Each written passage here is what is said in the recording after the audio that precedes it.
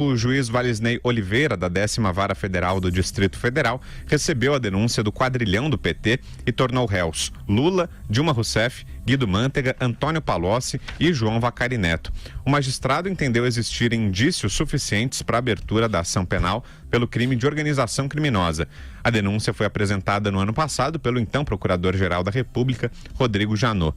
Janot afirmou que a cúpula do PT recebeu 1 bilhão e 480 milhões de reais de propina em dinheiro desviado dos cofres públicos.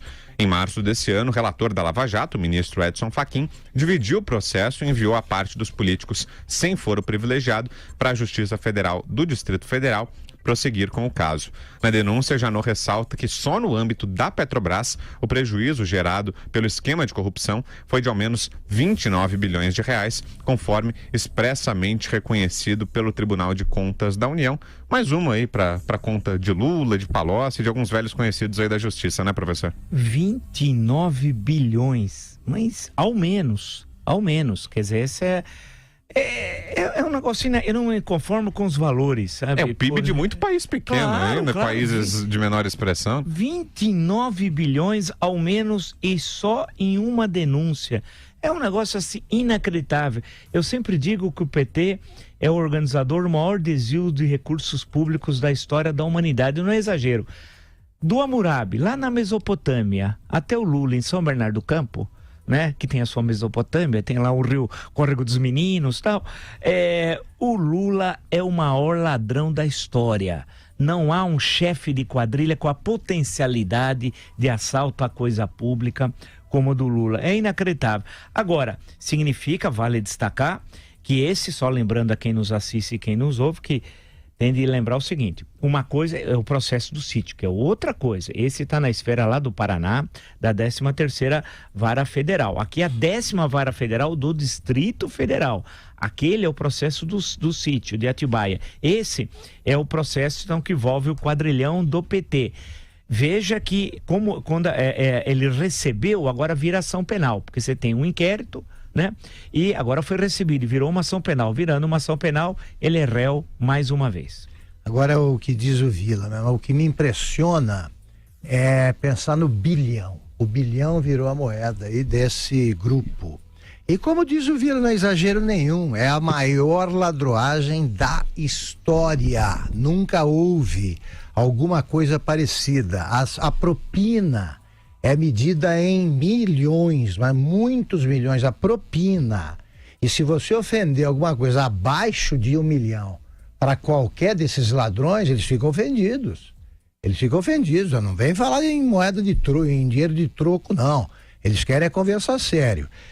O bom é que aqui, também pra gente, eu quero ver o que os advogados do Lula vão fazer, os incompetentes, lá, que eles vão argumentar.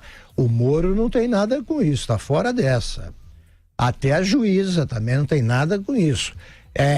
Também o Valisney está na conspiração contra o Lula, e o Lula vai perguntar o quê? Então, eu sou ou não um dos envolvidos com a organização criminosa?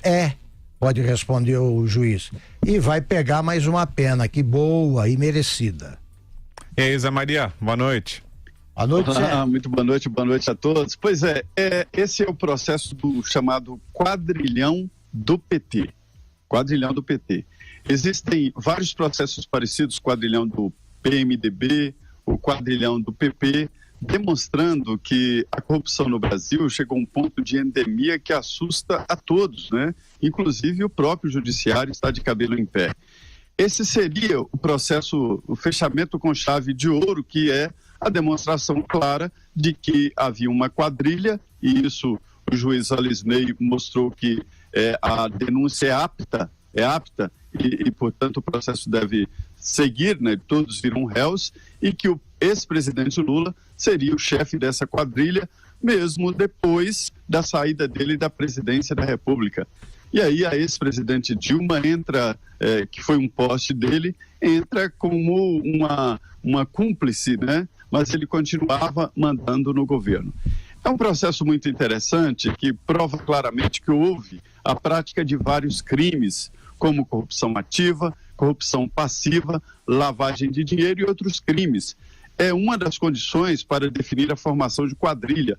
A outra é a seguinte, é que cada um tenha o seu papel.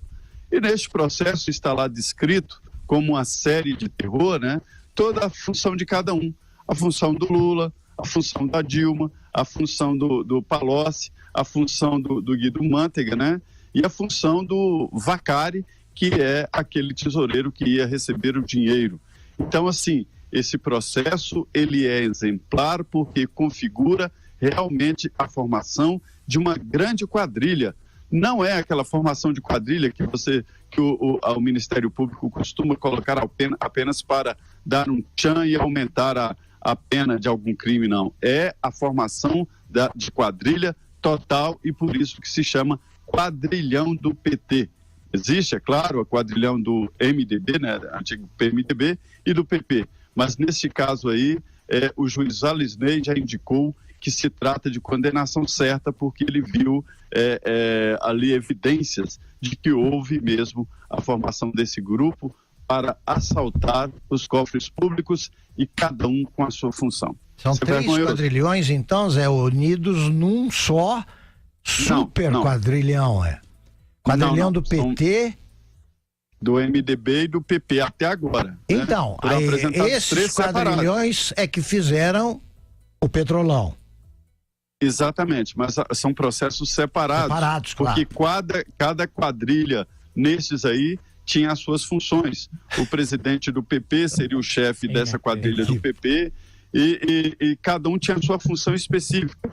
É uma das condições para se definir o crime de formação de quadrilha, que cada um tenha o seu papel com o objetivo de cometer os crimes, ou seja, assaltar o Estado.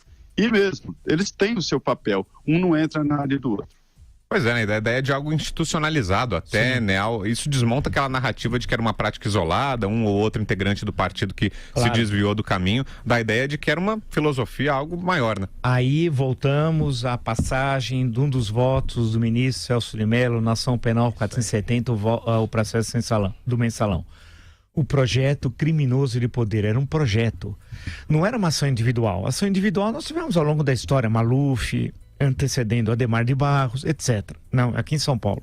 Não, era um projeto de partido que envolvia o roubo ao partido, roubo para o indivíduo do partido, tal. E era um projeto para se perpetuar no poder. Então era um projeto de poder, não era um projeto no poder, era de poder. Por isso que é fundamental. E era o intuito de permanecer um longo período saqueando e destruindo o Estado brasileiro e as instituições do Estado Democrático de Direito. Isso que é central, né? Que tem de ser entendido. E em certo momento, na acusação do Ministério Público Federal, na ação penal 470, estava muito claro. Você tinha uma quadrilha, tinha um chefe, Zé Dirceu, no caso da ação penal 470, e aí você tinha os 3 grupos, né? Os núcleos, né? Financeiro, tinha o núcleo publicitário e o núcleo político e tal, mas tinha o chefe. Afinal, toda a quadrilha só se for anarquista que não tem chefe. Mas no final da ação penal, o STF fez um crime contra a nacionalidade que criou um verdadeiro absurdo. Qual foi o verdadeiro absurdo, né? Foi conseguiu retirar do Zé Dirceu a condenação de chefe de quadrilha. Então terminou o processo com 25 sentenciados, eram 40 réus, virou 38, 25 sentenciados, e terminou com uma quadrilha sem chefe.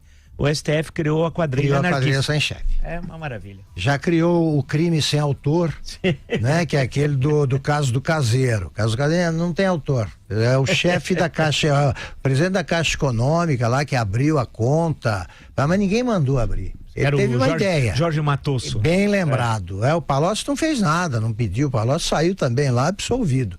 Mais uma obra do Gilmar Mendes. Esse é craque.